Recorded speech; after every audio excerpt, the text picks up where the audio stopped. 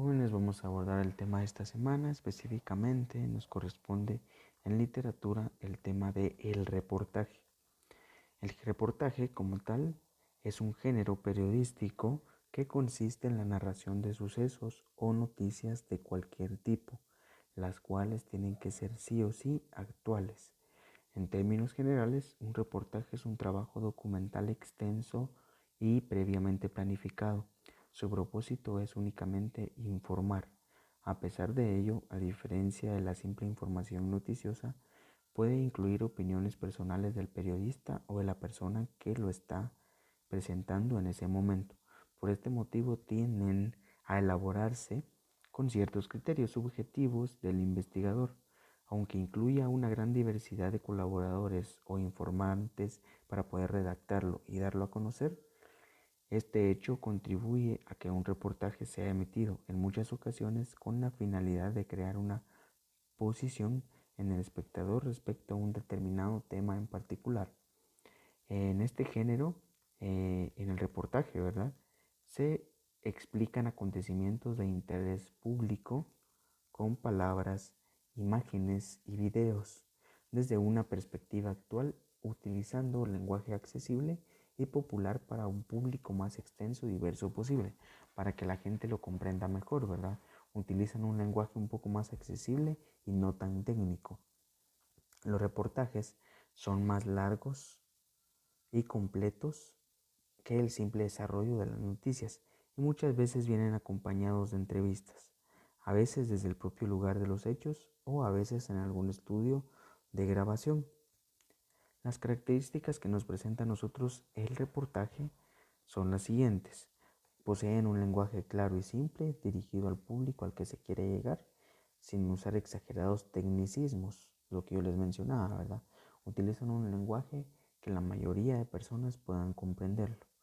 La intensidad de voz debe ser la adecuada, remarcando las palabras claves.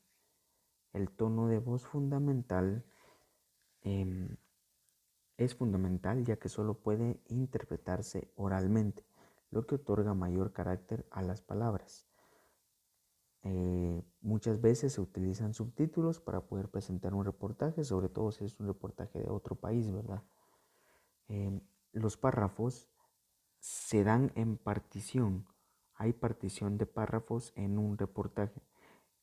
En el caso de la cultura occidental, percibe los tonos graves como un poco más agradables al oído, ayudando así a una mejor recepción de la información. Por lo tanto, los tonos, al momento de presentar nosotros un reportaje, tenemos que tener cuidado cómo vamos a entonar cada una de las palabras, cómo la vamos a pronunciar.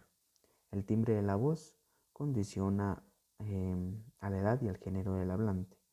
La duración de la voz también, es decir, el control de la velocidad con la que se habla. Una locución pausada obviamente favorece la comunicación. No es como que nosotros comenzamos a hablar y hablar y hablar y hablar sin parar, ¿verdad? O hablar muy rápido. Puede ser que nos entiendan, pero no van a entender el todo de lo que nosotros estamos queriendo comunicar en el reportaje. La entonación de la voz es una característica de cada persona, por lo tanto, tenemos que observar bien qué características necesitamos nosotros en la voz para así elegir la persona que va a representar el reportaje. La respiración diafragmática es recomendada ya que facilita una mayor acumulación de oxígeno en los pulmones junto con la relajación de las cuerdas vocales. A diferencia de la respiración costal, que las cuerdas vocales no se esfuerzan porque no se están utilizando, ¿verdad? En cambio en el reportaje, al ser un método directamente de información oral, las cuerdas vocales están en constante trabajo. La actividad que vamos a realizar para esta semana, jóvenes, está dada en la guía de trabajo. En primer lugar, tenemos un glosario con palabras que yo ahí les enumeré y luego vamos a responder un cuestionario. Hay una pequeña pregunta en verdadero y falso y también hay un enunciado en el que nosotros tenemos que completar los espacios vacíos de acuerdo a la lección que ya vimos acerca del reportaje.